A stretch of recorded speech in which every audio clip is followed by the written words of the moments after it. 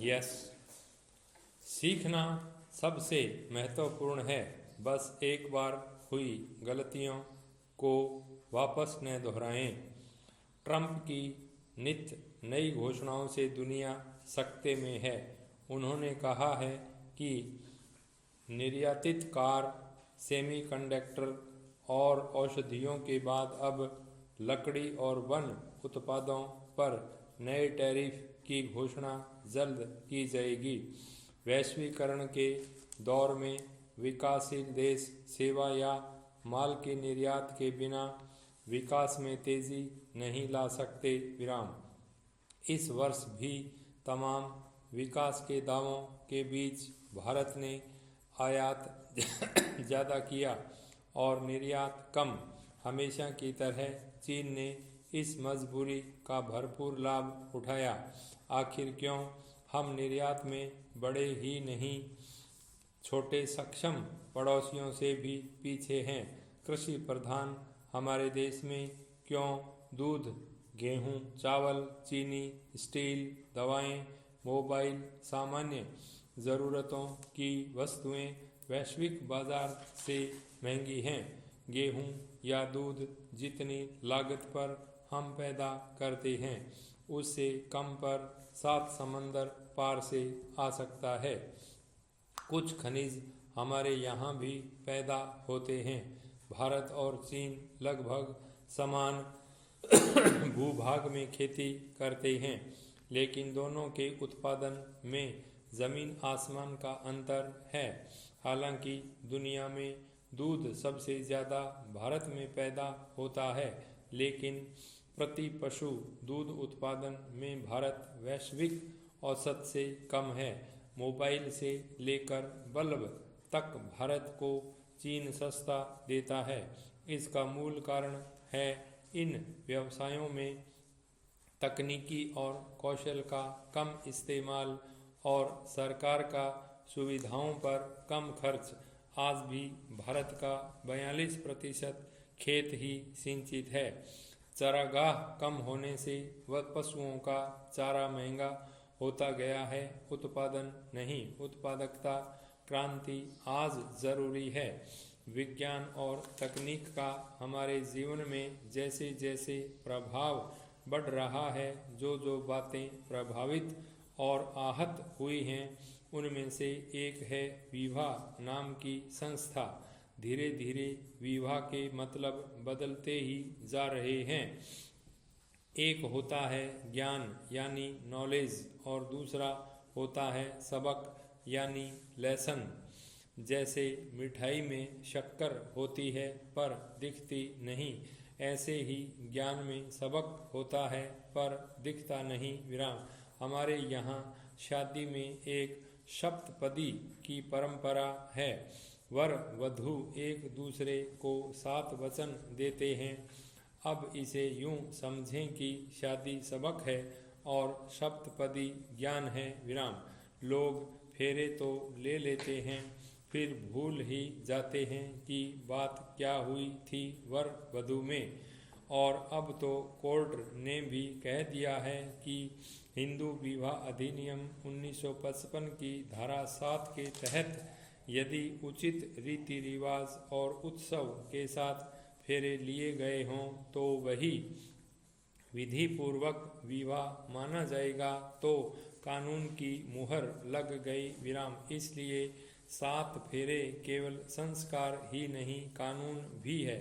यदि सप्तपदी का ज्ञान ठीक से हो जाए तो विवाह एक बहुत बढ़िया सबक बन जाता है। विराम।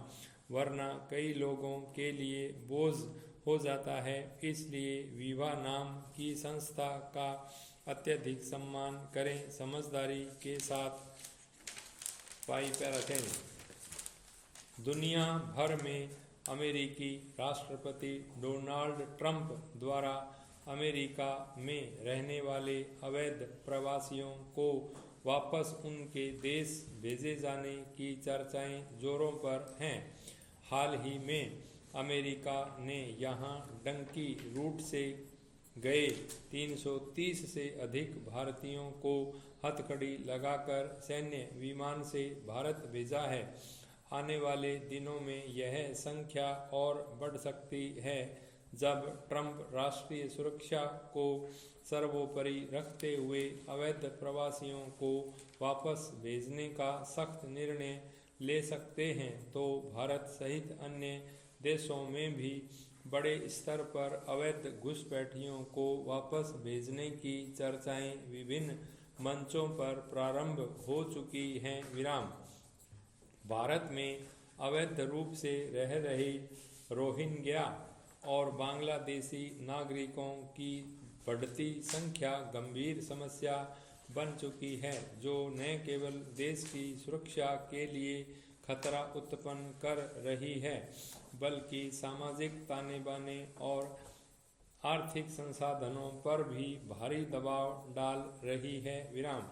जिन राज्यों में यह समस्या लगातार बढ़ रही है उनमें पश्चिम बंगाल, असम, मेघालय, त्रिपुरा, मिजोरम, दिल्ली, महाराष्ट्र, झारखंड के साथ राजस्थान भी शामिल है। इन राज्यों में अवैध घुसपैठियों, विशेषकर बांग्लादेशियों की संख्या बढ़ने के बाद अपराध, मानव तस्करी और राष्ट्र विरोधी गतिविधियों में भी वृद्धि हुई है। वर्तमान में देश में करीब 3 करोड़ से ज़्यादा अवैध बांग्लादेशी रह रहे हैं। राजस्थान में जयपुर, अजमेर, कोटा और जोधपुर जैसे शहरों में बड़ी तादाद में अवैध बांग्लादेशी रहते हैं। विराम। इनमें से अधिकांश आपराधिक गतिविधियों में संलिप्त रहते हैं। जयपुर पुलिस ने हाल ही में 500 से अधिक अवैध बांग्लादेशियों और रोहिंग्याओं को हिरासत में लिया था। वहीं अजमेर में 12 दिनों में 8 अवैध बांग्लादेशियों की गिरफ्तारी हुई है। अवैध प्रवासियों के बढ़ने से अपराध की घटनाओं में अप्रत्याशित वृद्धि हुई है। ये लोग फर्जी दस्तावेज तैयार कर ड्रग्स तस्करी, मानव तस्करी और चोरी डकैती जैसी आपराधिक गतिविधियों में संलिप्त पाए गए हैं। जयपुर में पुलिस ने हाल ही में एक अभियान के दौरान पाया कि कई अवैध प्रवासी आधार कार्ड और राशन कार्ड प्राप्त कर चुके हैं और सरकारी सुविधाओं का लाभ उठा रहे हैं। असम, पश्चिम बंगाल और उत्तर पूर्वी राज्यों में इन प्रवासियों की संलिप्तता आतंकवादी गतिविधियों में भी देखी गई है। भारत में घुसे बांग्लादेशी नागरिक स्थानीय एजेंटों की मदद से मात्र 2-4 हज़ार रुपये में फर्जी आधार कार्ड प्राप्त कर लेते हैं। यह दस्तावेज उन्हें देश के किसी भी हिस्से में बसने और रोजगार पाने योग्य बना देता है। ये एजेंट न केवल उनके लिए नौकरी की व्यवस्था करते हैं, बल्कि इसके बदले उनसे कमीशन भी वसूलते हैं। विराम।